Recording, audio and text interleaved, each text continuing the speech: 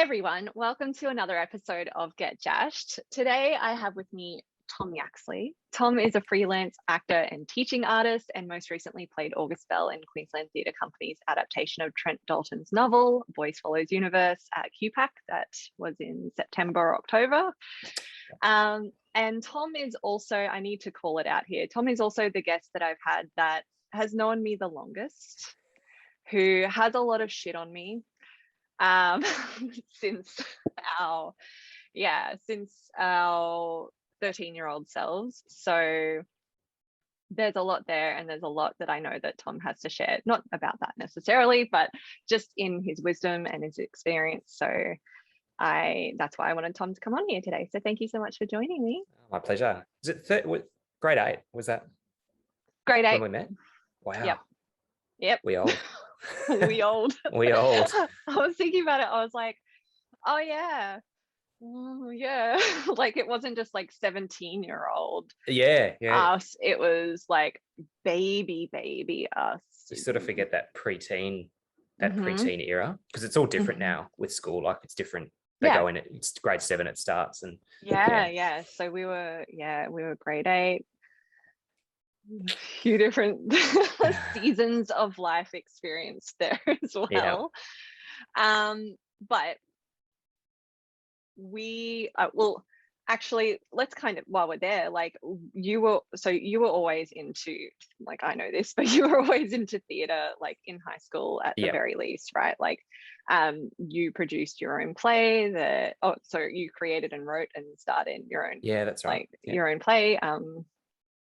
It was about Port Arthur.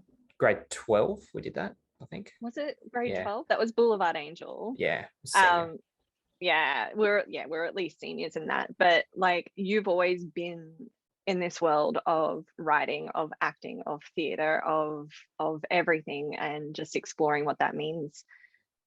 Now that you are, I'm gonna say, virtually starring in in shows at QPAC as a grown-ass man, how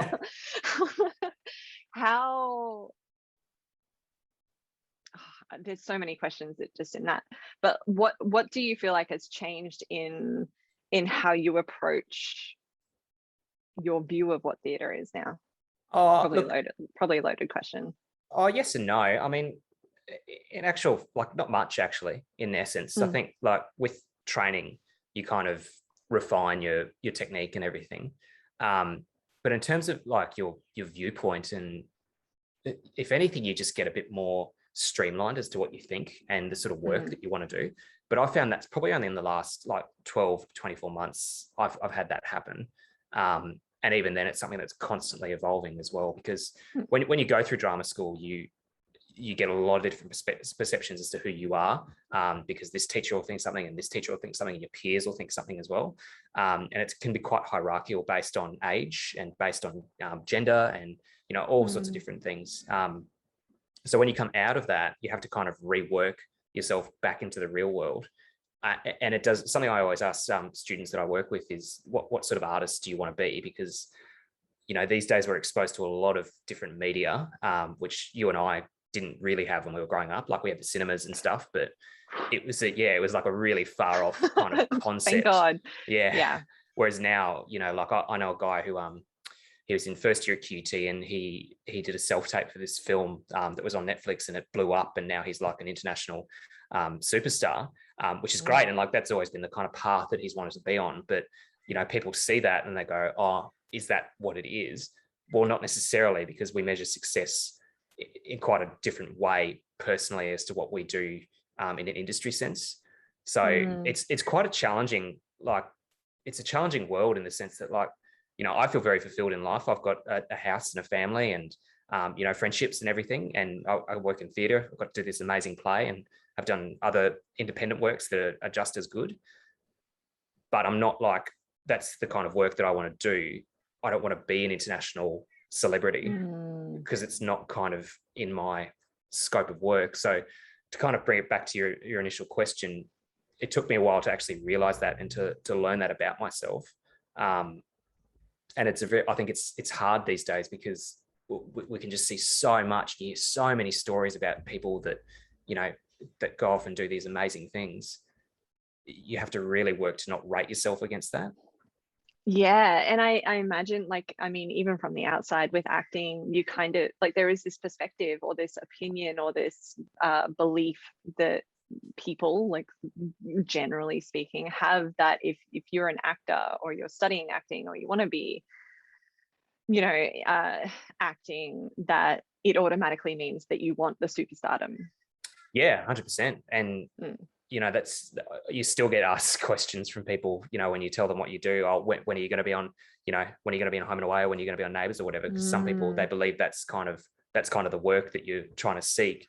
Because, well, I mean, it's kind of the conduit to superstardom if you're on that pathway, isn't it? Yeah. Correct. Yeah, because we've seen Chris Hemsworth and Isla Fisher and all those big names now. But I think what people don't know, and I think this is starting to change a little bit, is, those people and the guy I was talking about before, they still go through the same pitfalls, they still go through the same obstacles, they still go through, the same feelings of anxiety and all that stuff that we all battle with as artists. It's just that we don't see that in public as much, but I think that is starting to shift a little bit now, particularly in the last sort of 12 months or so.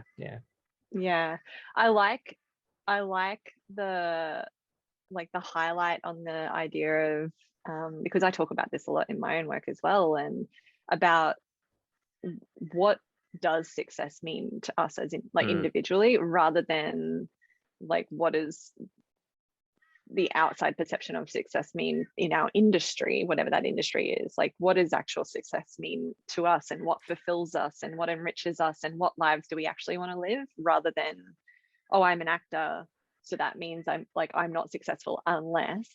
Correct. Yeah. This. Whereas if you're like, I mean, I would say you're successful anyway in that realm, because like Boys Follows Universe was a pretty big deal. It's such a popular novel, like it's such a popular book. And I had told you, like, I had several people separately in my life, like, who were like, oh yeah, I went and saw Boys Follows Universe. I'm like, hey, cool. Yeah, right. I know him, but like but there's this grounding, and it sounds like, I'll get to that, but it sounds like it's this journey, like this journey of growth and really learning yourself through being an actor, or through being an artist at least, that there's this grounding and going, what do I actually want? And am I experiencing that? And what am I actually working towards? What do I want to cultivate and create, and what fulfills me? And I guess, to use Boys as a bit of an example, like, I wanted to do that show from the moment it was announced. And I wanted to do it not because I thought it was going to be a big show and, something that will kind of help springboard your career or whatever. I wanted to do it because I'd read the novel and I really connected with the story, growing up regionally as well. Like, I'm sure if you've read the book, you understand, like, I knew who those boys were. Oh yeah. Not that I'm one myself, but now that I think about it, actually, I'm like, oh yeah, I can see that. Yeah. And that was one of the massive draws for me. And it was just such a wild novel as well. And then it was, without giving too much detail, it was a very long process to get there. It was a 2-year kind of process. Wow. Yeah, it was huge, but also, like, I could not have anticipated the kind of love that would exist in that room and the group of people that came to make that show. And there was not a trace of ego in that room. Everyone was there to make the story as powerful as it could be. And to give Trent and his family that respect and that honor, because it is very much his life in a lot of ways. So yeah, and I think that was what was really special about it and why people flocked to it. The kind of scale of it, though, was enormous, and I felt it was a step up for me in terms of craft and ability, but I felt ready to take that step as well. If I had done that show 3 or 4 years ago, I'm sure I would have done an adequate job and gotten through it, but it would not have been as rewarding as doing it now because of so it is a journey that you kind of go on, and you have to be very real with yourself as well. Like, when you graduate uni, you think you're made of iron and you can do everything, but the reality is, the first time you go into a film set of a feature film, it can really kind of throw you, because it just moves so quickly and people talk in ways that you don't understand because they use jargon and whatever. So like, you have to be the novice before you can be the expert. I think. Yeah, and there's even something to be said about, like, you know, the masters are always learning, and that's what makes them masters. Like, Absolutely. Yeah, absolutely. I mean, mm, that was a thing that drew me to teaching as well, is that there's a sense of giving back, but also like teaching, I think, makes you a better artist because you actually get to watch your own practice in front of you.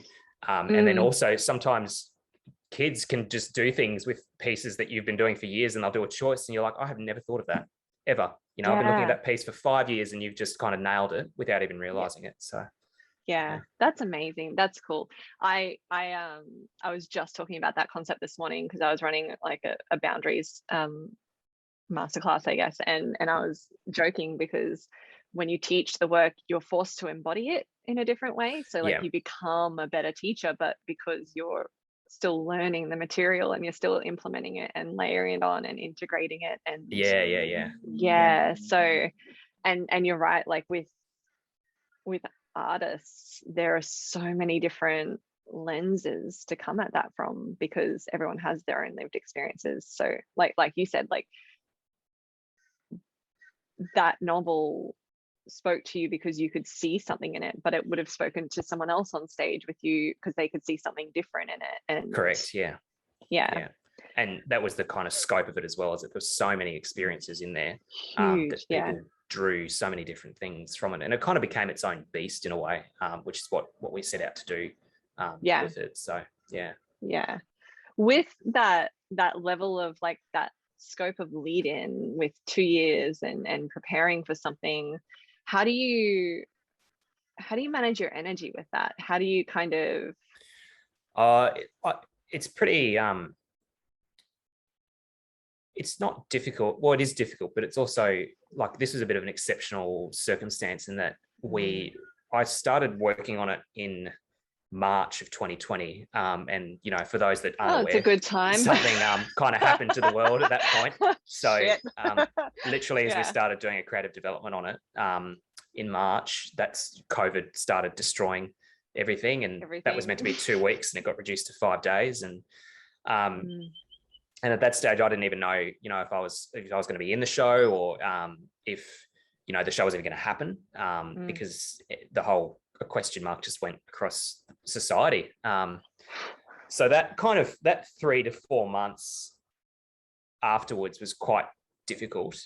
But I think it was difficult for everyone, not just those of us that had, you know, possible work coming up. I was helped because I had the birth of my son imminently approaching as well. So that was kind of like my focus for that time. Something else to focus on and put your energy into. And in some ways, like, it was kind of a blessing because it does make you take stock of your life. Like that whole event, the COVID first happening, that was like, it was horrific. But I look back on it and go, it was actually kind of special in a way that we got to have time to spend, you know, with not being able to do anything, you know, and to just kind of sit and reset and stuff. So I think that was probably the most difficult energy management point. After that, though, when we knew it was going to go ahead and that we were going to be in it, like that was about a year wait.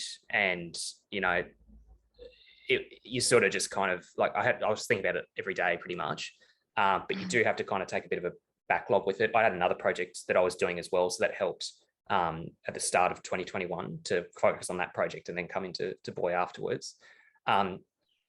But also, like, you do take it as a bit of a blessing because it's like you don't, in Australia, often you don't have 12 months to prepare for a role. You have about 3 weeks. So if you're lucky, so you kind of went, well, this is great. Like, I've got 12 months to actually let this sink into me, and then we'll just have to see what happens when we get to that rehearsal point. So so it sounds like it's the opposite then. So with the 3 weeks, that's a quick burn. It is. It's massive. It's like, and then you're performing however many times a week, right?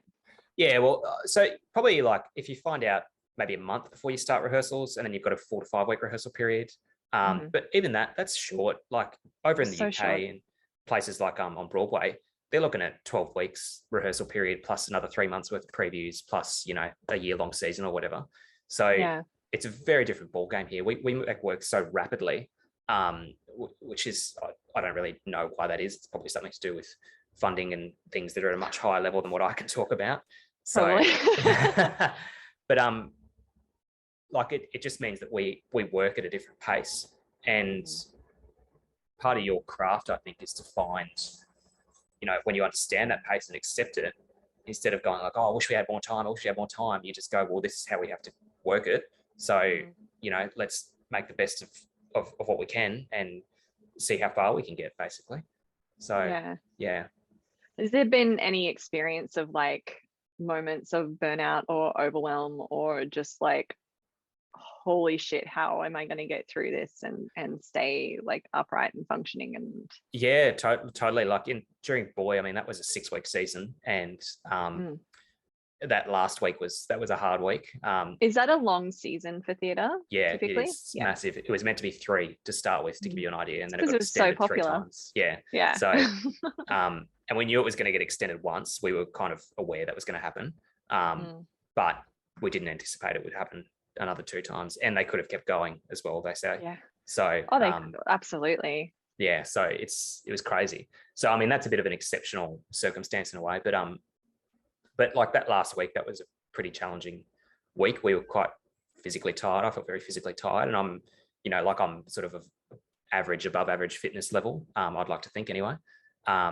So yeah, like that was hard, but there's something about doing theatre that it's the moments leading up to that moment before you get onto the stage. The waiting is what is probably the most draining. But the second you're on, and the second those lights are going, and you know, you feel the responsibility to just bring everything that you've got for that moment, and then you just kind of take it step by step by step.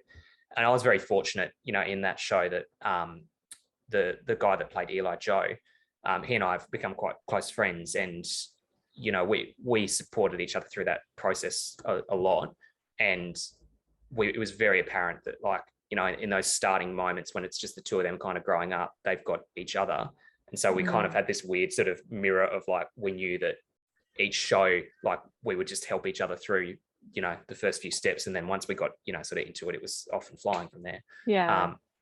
And then supported by like a massive ensemble of people, like everyone lifted up people where they needed it. And yeah, it was a very special team. And I think that's probably more and more happening in the industry now. Like a lot of, I've been very lucky. All the jobs that I've done, I've had a really great ensemble of people. And I think that's because, you know, people that may resist that kind of way of working are probably not getting as much opportunity now. And that kind of old methodology that existed of, you know, only the tough will survive is kind of starting to water away. And I think it's true not just in our industry, but in lots of different industries. So yeah, but the burnout, I think, to answer your question more wholly, the burnout kind of exists in the moments leading up to the actual doing of the job, if that makes sense. Yeah. So like, do you mean like between that last rehearsal and then the first show, or even in like before each show, like even as specific as before each show, like, you know, going into the theatre. Like there were times where I was driving into the theatre and I was just like, I can't even think about what is going to happen today. Like it's just well, it sort of makes sense in a way, because it's so much, like there's so much known, but there's also so much unknown in what is planned, because like you can only prepare so much, and like you can only channel your energy in so much, and then all of a sudden you're like, well, I just need to do now, I just need to like express it, otherwise I'm just going to be in this preparation mode and this holding mode, and that's exhausting. Absolutely. And it's that's the moment where you have to back yourself as well. Like that's where you actually have to start going like, okay, if I don't feel great today, I need to back myself, and I need to back all the work that's gone into this show from everyone else, and the work that, you know, the director has given me and the writer has given me, and all that kind of backlog of stuff. And then I just need to, you know, bring myself to that and know that it's going to work. So you kind of, it's a hard thing to explain, but it's almost like you have to trust that all the mechanics of everything that you've been working on for weeks and weeks is going to be there, and then just, you know, just let it fly. Yeah, no, I totally get that. It's because it's again, it's in any work, any industry, or even just life, is like trust the work that you've already put in, trust the Yeah, preparation that you've already done. Because at some point you just need to kind of like go, yep, here I yeah, go. Like rather than go, oh, I'm holding on to this preparation, I'm holding on to this preparation, I'm holding on to this preparation, and go, but I can't let go of that. So then I can't just be in it. yeah, that's right. And it's kind of part of that is letting go of, I find letting go of routine a little bit. Like, I had things that I would like to do before each show. Sometimes I didn't have the time to do them because of various other life things that, that crop up. And Yeah. you just have to, you have to kind of go, okay, well, I haven't been able to do my, ritualistic thing today, but I can still do this thing and the show's going to be fine. Like it's actually not going to impact. The show will literally go on. Absolutely. Yeah, Yeah. absolutely. And the only thing that is going to stop or impact it is me allowing that to impact myself, if that makes sense. Yeah. How do you feel like your way of like communicating those needs, whether it's to yourself or to the people around you, has shifted over time? I think it's definitely improved. And I think part of that has come from, I think that we as a society and as an industry talk a lot more about mental health and the actual impacts of mental health. And the biggest thing I think is the winding down that happens. And to be honest, this was something that was addressed when I was in first year at university. Is how do you come out of the work that you're doing, and how do you wind down from doing a 3-hour show every night that's in front of 800 plus people or whatever, because it's a huge adrenaline rush. And huge. Yeah, massive. And there's a lot of kind of research done into it with sports people as well, like people that play Grand Slam finals, and how do you come off that kind of experience and not drink yourself to sleep, basically. Which is, like that was kind of a bit of a solution that people found, I think, for a while. But in terms of a practice though, like I don't know if I have a kind of specific one. It kind of changes day to day, but it's more being able to address that. I think that's the important thing. And to understand that you need to actually cool down off stuff. You can't kind of just do it, walk out and like, okay, see ya. Yeah, it's almost like the phrase that's coming to mind as you were sharing that is like, it's like a humbling of yourself in a way. Because like the All Blacks do it, they call it like sweeping out the sheds. Like, they could win this huge match, but then they're the ones that, like if you see that it needs sweeping, just like start clearing out and doing the work, and just kind of like it's grounding. Like from my perspective, that's a grounding mechanism, but it's also definitely. Like this coming down to earth, not to bring you down, but to just make you be you again. And you just kind of return back to regular life in a way. Something I did for that show is that I'd go home and I'd start reading. I had a book that was a pretty mindless book to read at the time. It was a sci-fi novel, and it was easy because it was different genre, different world, different story entirely. And so kind of like that helped me kind of just detox out of it. I think that's probably a healthy energy hygiene practice in some way as well, like just to kind of like you said, have that detox out of the high, almost like the adrenaline hit. How do you manage that with like your people around you, because you still have to differentiate in a way between like Tom the person, and then the character that you're playing, and then it's interesting because like like I'm not a method person or anything like that, but my wife has been very supportive. I'm very lucky. I've got a very supportive partner who spent a lot of time watching me write words backwards, because that's what the character did. So she checked my letters were all correct and everything. But so it was lucky that I had a lot of support in that realm, and I've got a very supportive family as well who looked after our son on the times where I was not home. And the thing though that was probably the most difficult, and what I didn't anticipate happening, was after the show was done and that grieving process that happened, which took probably, I'd say, at least 4 weeks. Like I feel like I'm only kind of coming out of it now. And that first week out of it, I was just a horrible person to be around. It was terrible. And it was, I didn't really know why. And then I ended up going back to my day job in like sort of arts admin afterwards. And yeah, it was that was quite difficult, and I didn't really anticipate that happening as hard as it did. And that took a lot of work to kind of accept that and kind of just move through it. And I actually don't even know how I did, to be honest, or even if it's probably still going on actually. Were you able to like identify that enough to sort of communicate that to like your wife or your people and be like, oh, I think this is happening? Yeah, absolutely. And she communicated it back to me as well. She's like, yes, I've noticed. Yes, that's right. Yeah.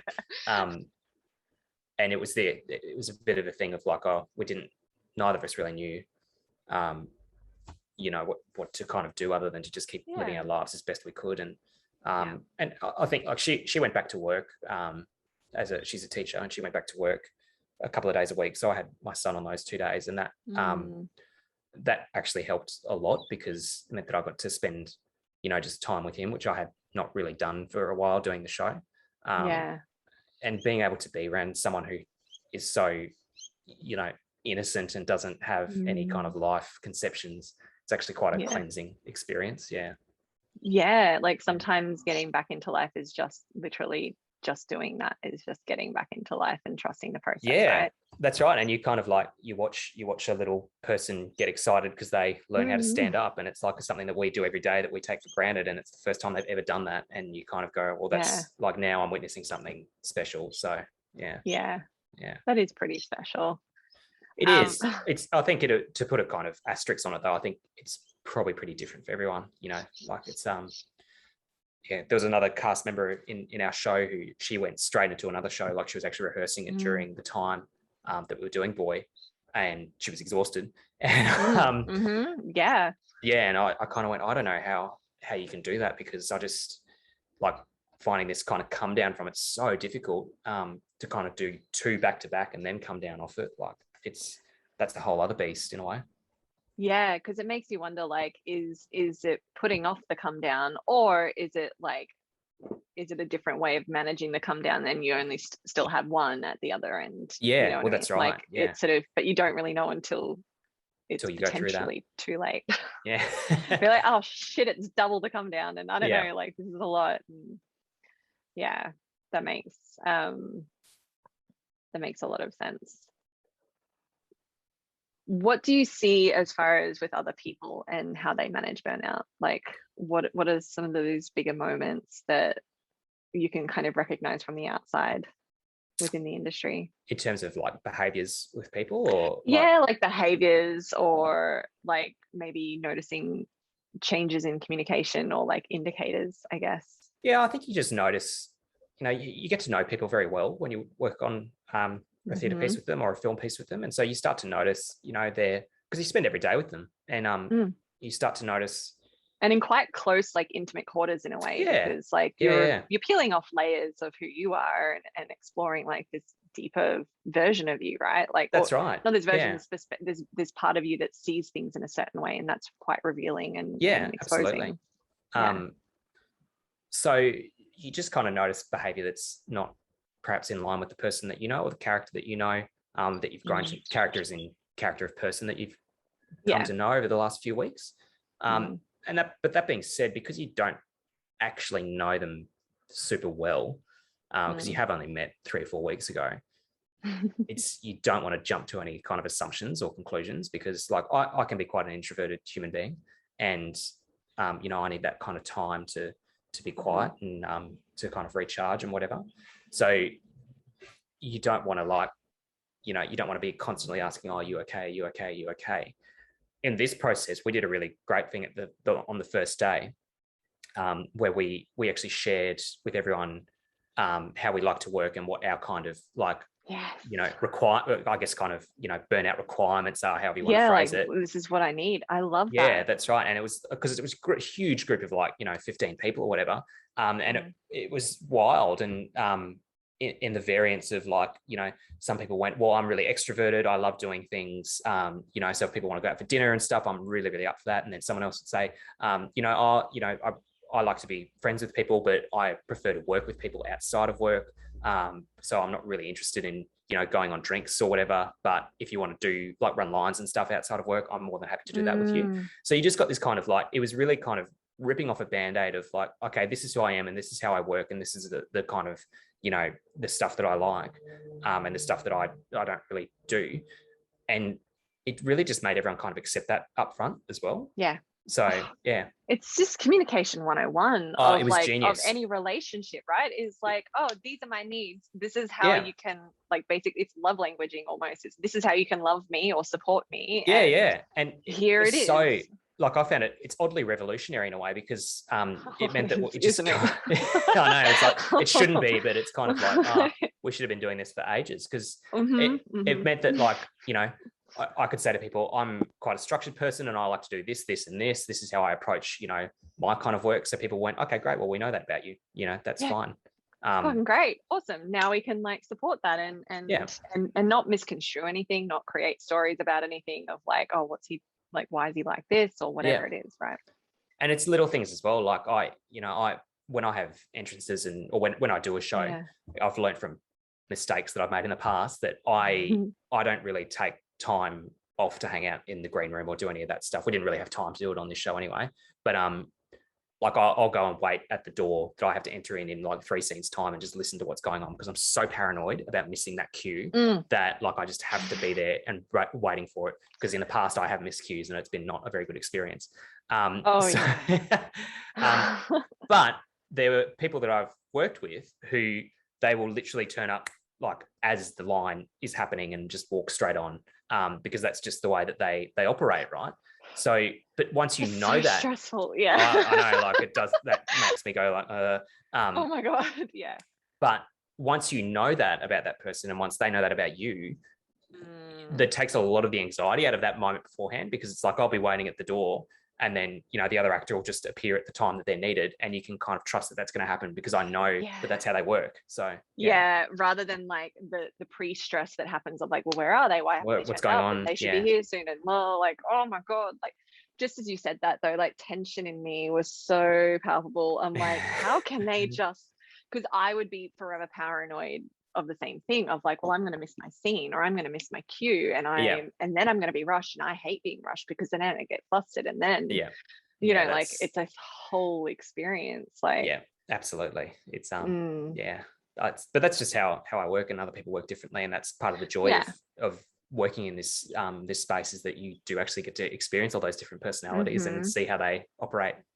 Have you found that like that whole communication piece about, hey, what is it that you need in this scenario or whatever, like, depending on the context, have you found that that's been useful in life, like with your people, with your family in different ways?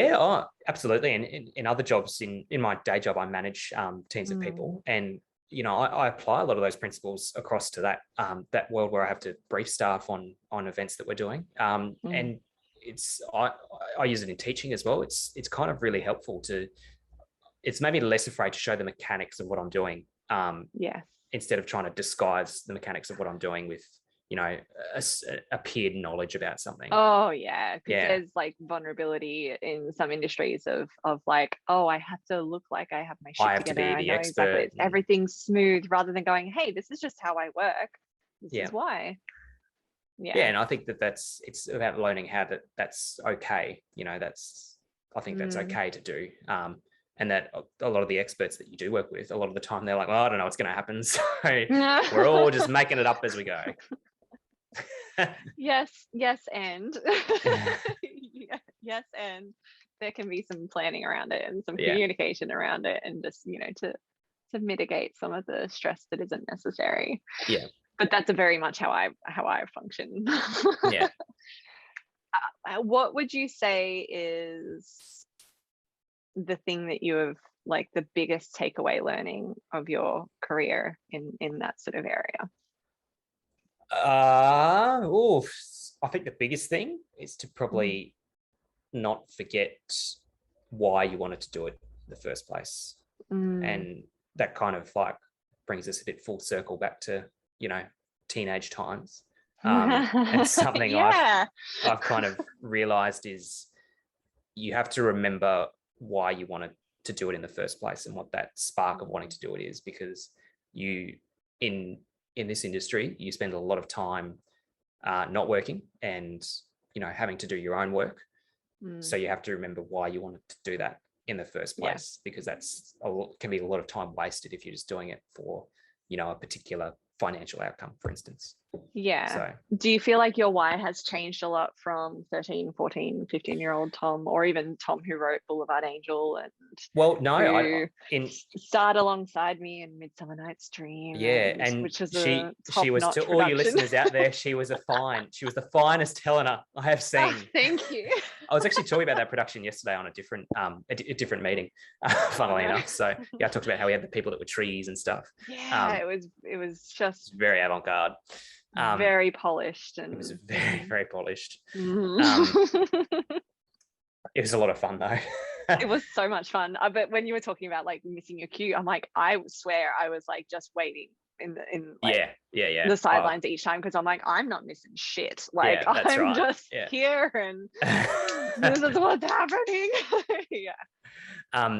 But it's weird. It kind of like I think the short answer is no, it hasn't really changed, but I've had to recall it. It's kind of, I've lost my way a few times. But that's part of growth and literally growing up also, right? Like, yeah, absolutely. And there's still times now where I just go, I don't know why I'm doing this. And I am confused as to why I've chosen this career path. And then I'll read this great play or see this awesome piece of work and just go, oh God, I just miss it. I found it again. Yeah.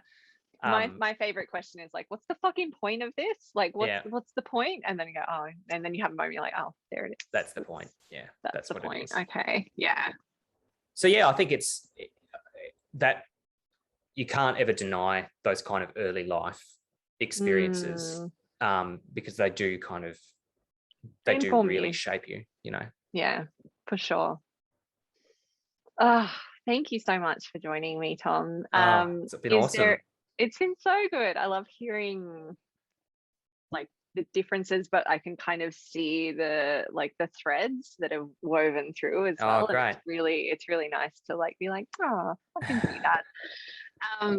Is there anything that you're able to share or wanting to share that you're working on, or no, not at this. I'm kind of putting you on the spot, but yeah. No, that's all right. Not at this stage. I think like end of the year is always a bit sort of quieter, and COVID has constant question marks over everything that we're doing. So sure does. A lot of the time. Are you writing at the moment? I am in my own private way. Not anything that's going to be like it's not for anything or whatever. It's just just for Tom's writing. Yeah. Yeah, and I've got a few sort of ideas for things that might germinate into something down the track, but we'll just have to see how we go. But I'm doing a lot of reading at the moment, which is nice. It's good to have time to actually read other texts and stuff. I really like it. And to be able to go, back to the gym and stuff and being fit and everything is another. And being consistent with just like, lifestyle things, right? Absolutely. Yeah, absolutely. So I would just say is like a little kind of professional thing that any opinions I've expressed are mine. They're not part of the companies that I work with. Of course. It's just me as a freelance person and my experiences. So, yeah. No, cool. Thank you so much for your time. I really love this conversation. It's been great. And I think it's always useful because you can see how it obviously applies to the theatre world and the artist world, but it also applies to like life and allowing yourself to grow and then come back to your why and grow and then come back and then revisit and do all the things. So I think there's a lot of good little lessons in there, little nuggets.